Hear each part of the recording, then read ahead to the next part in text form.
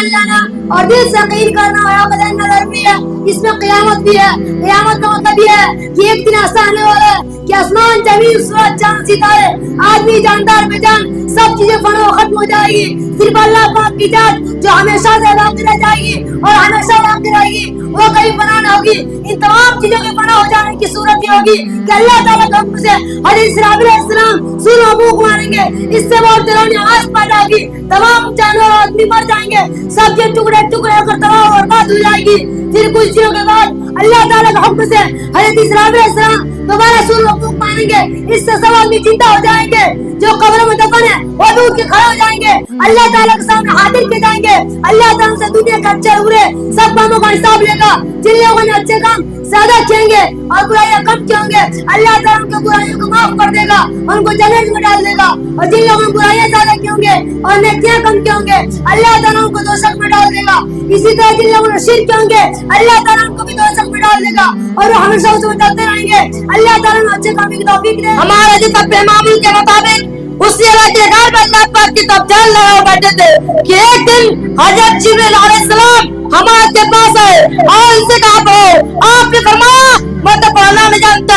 हज़रत जिब्रील इस्लाम ने आपको शीश लगाकर जोश दबाया और कहा हमारे ने फिर फरमाया मैं तो पढ़ना नहीं जानता। फरिश्ते ने आपको शीश लगाकर और जोश दबाया और कहा हमारे ने फिर फरमाया मैं तो पढ़ना नहीं जानता। इसके बाद फरिश्ते ने आपको शीश लगाकर और जोश दबाया और कहा इक़रा बिस्मि रब्बिकल लज़ी खलक़ल इंसान मिन अलक़ इक़रा व रब्बुकल अकरम अल्लज़ी अल्लम बिल क़लम अल्लमल इंसान मा लम यअलम। बहुत सबके नाम से जो तमाम कायनात का मालिक है, जिसने इंसानों को जिन्हें खुद से पैदा किया, बहुत तो बागरील है जिसने इंसानों को कल्म के जरिए इल्म अता फरमाए और इंसानों को वो बातें सिखाई जो वो नहीं जानते थे। कुरान मजीद के सबसे पहले 5 आयतें उतरी है। अब आज से हमारे सल्लल्लाहु अलैहि वसल्लम अल्लाह के पैगंबर और रसूल हो गए। उस वक्त आप सल्लल्लाहु अलैहि वसल्लम की उम्र 4 महीनों के हिसाब से 40 वर्ष से एक दिन की थी। तो संबत तारीख रबीउल की नबी तारीख थी। 6 महीने पहले इस्लाम को सच्चे सच्चे ख्वाब आने लगे। कभी कभी रास्ते से गुजरते तो मक्का के 10 बुत को सलाम करते थे। नबी और इस्लाम का मरतबा तो बेशक बहुत बड़ा हो गया, मगर इसके साथ ही आपको जिम्मेदारी उस वक्त सिर्फ मक्का वाले ही बल्कि दुनिया के सारे लोग अल्लाह को भूल गए थे। इसलिए आपको सबको सच्ची बात बताना और सीधी राह पे लगाना था। इसलिए आपको सबको सच्ची बात बताना और सीधी राह पे लगाना था। इससे ख्याल से आपका इल्जाम उठा, घर वापस आए तो बहुत परेशान थे। बीवी खदीजा से कहा मुझे कोई कपड़ा दो। जब तबीयत संभली तो अपना संभाल बीवी खदीजा से कहा। बीवी खदीजा ने आपकी सब परेशानियों को देखकर हाथ का इत्मीनान दिलाया और कहा कि आप तो गरीबों की मदद करते हैं, यतीम और बेवाओं के साथ हमदर्दी करते हैं, कमजोर और बेकसों का सहारा देते हैं, इसलिए अल्लाह पाक आपको कभी रुसवा नहीं करेगा। हर खदीजा के खानदान में उस जमाने में मक्का में एक पढ़े लिखे बूढ़े आदमी और कभी नफल मौजूद थे। उस वक्त हर खदीजा सल्लल्लाहु अलैहि वसल्लम को अपने साथ लेकर आपके पास गए। रसूलुल्लाह सल्लल्लाहु अलैहि वसल्लम ने अपने सब वाक़या को सुनाया। कहा यह तो वही फरिश्ता है जो मूसा अलैहिस्सलाम दूसरे पैगंबर के पास आते थे। काश अगर मैं उस वक्त जिंदा होता तो जब आपकी कौम आपको मक्का से निकाल देगी, अगर मैं उस वक्त जिंदा होता तो आपकी जबरदस्त मदद करता। हमारे ने ताज्जुब से फरमाया कि क्या मेरे वतन के लोग मुझके वतन से निकाल देंगे? वर्का ने कहा सब पैगंबर के साथ यही हुआ है। वर्का इस खदीजा के चचेरे भाई थे, वही ईसाई हो गए थे। उन्होंने अपने किताब में आखिर नबी के आने की निशानियां पढ़ी थी, इसलिए पहचान कर बताया कि ये वही अल्लाह के आखिर नबी है ये वही अल्लाह के आखिर नबी है जिनकी निशानियां पर आसमानी किताबों में लिखी गई है। वर्का बुरा हो गए थे, उनकी आंखों की रोशनियां जा रही थी। इस वाक़े के थोड़े ही दिनों के बाद उनका इंतकाल हो गया। चाहते हैं आपको याद होगा कि इस्लाम की बुनियाद 5 चीजों पर है। नंबर 1 कलमा तैयबा पढ़ना, नंबर 2 नमाज पढ़ना, नंबर 3 ज़कात अदा करना, नंबर 3 नमाज रोजा रखना, नंबर 4 ज़कात अदा करना, नंबर 5 बैतुल्लाह का हज करना।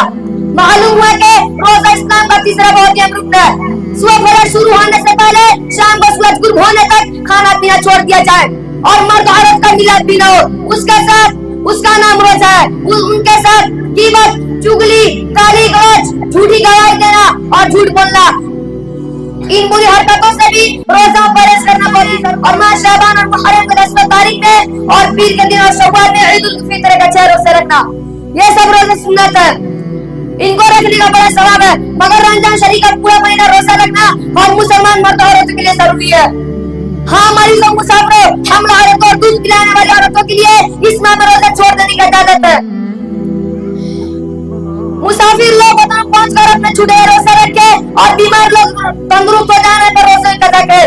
حمل والی عورت یا دودھ پلانے والے ہر دن کے روزے کے بدلے میں ایک مسکین کو کھانا کھلائے، یا اگر 5 قضا کی صورت ہو جائے تو روزہ رکھ لے۔ حاضر عورت بھی بحال میں حاضر میں روزہ نہ رکھے، بعد میں قضا کرے۔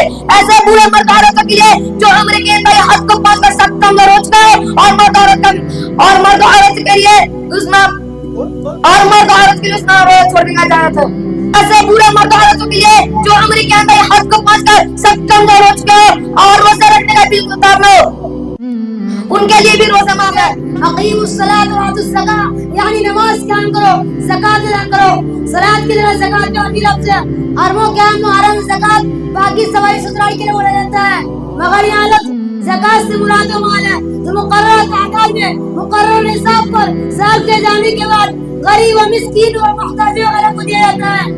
اسلامی شریعت کی تعلیم کے بنا پر مقررہ تعداد میں نکالے ہوئے مال کو خیرات کر دینے سے باقی کے مال پاک صاف اور ستھرا ہو جاتا ہے، اس لیے اسے زکات کہا جاتا ہے۔ زکات بھی اسلامی فرائض میں سے زبردست فرض ہے، اس کا اگر کوئی مسلمان انکار کر دے تو وہ اسلام سے خارج ہوتا ہے۔ پیغمبر اسلام صلی اللہ علیہ وسلم نے فرمایا کہ جو مسلمان مالدار زکات ادا نہیں کرتا، قیامت کے دن اس کے مال کو دوزخ کی آگ میں گرم کر کے اس کے پیشانی اور کروٹ اور اس کے پیٹھ کو سجا جائے گا اور 50,000 برس تک اس کی سزا ملتی رہے گی یہاں تک کہ قیامت کی مدت ختم ہو۔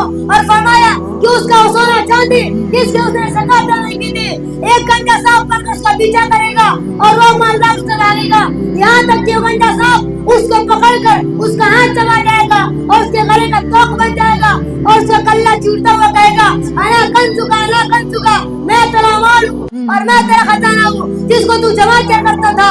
پیارے بھائیو، خدا کو ہنر بنائے کہ تعلیم حاصل کرنے کے بعد حلال طریقے سے تم خوب کماؤ، یہاں تک کہ تم مالدار بن جاؤ۔ اس وقت نماز کی طرح زکات کو بھی یاد رکھنا، اسے ادا کرنے میں ہرگز بخیلی نہ کرنا، اس سے تمہارے مال کم نہ ہوگا بلکہ اس میں دوگنی چوگنی برکت ہوگی۔